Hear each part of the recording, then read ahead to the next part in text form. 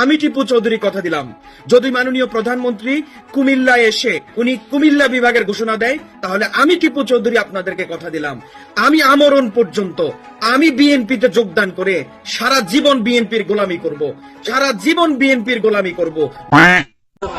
প্রধানমন্ত্রী আসবেন ইনশাআল্লাহ, আপনি এই বিষয়ে আমি কি ঘোষণা দিতে জানো? ফেসবুকে ঢুকু নাই, হয়তো ব্যস্ত ছিলাম।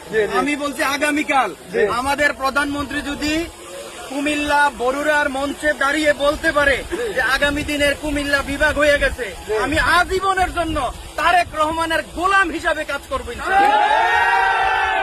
আসার সময় আমি দেখলাম সবাই স্লোগান দিচ্ছে, কি চাই? কুমিল্লা বিভাগ।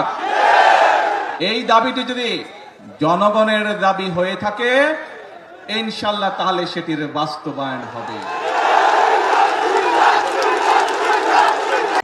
কুমিল্লা নামে কুমিল্লার বিভাগ করব যদি এটা জনগণের দাবি হয়।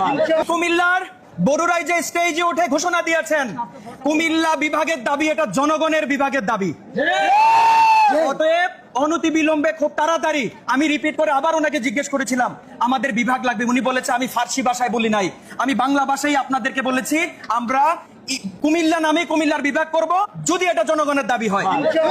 এটা কি জনগণের দাবি? অবশ্যই জনগণের দাবি। আলহামদুলিল্লাহ, তাহলে আপনারা বিভাগ পাইয়া গেছেন খুব তাড়াতাড়ি। একটু ধৈর্য ধরতে বলছে, একটু ধৈর্য ধরেন।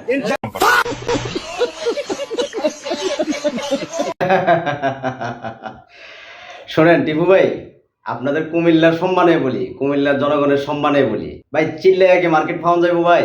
হুদাই চিল্লাইয়া লাভ আছে? প্রধানমন্ত্রী তো বলেই দিয়েছেন যে জনগণ যেটা চায় সেটাই হবে। অতএব নোয়াখালী বিভাগ হবে।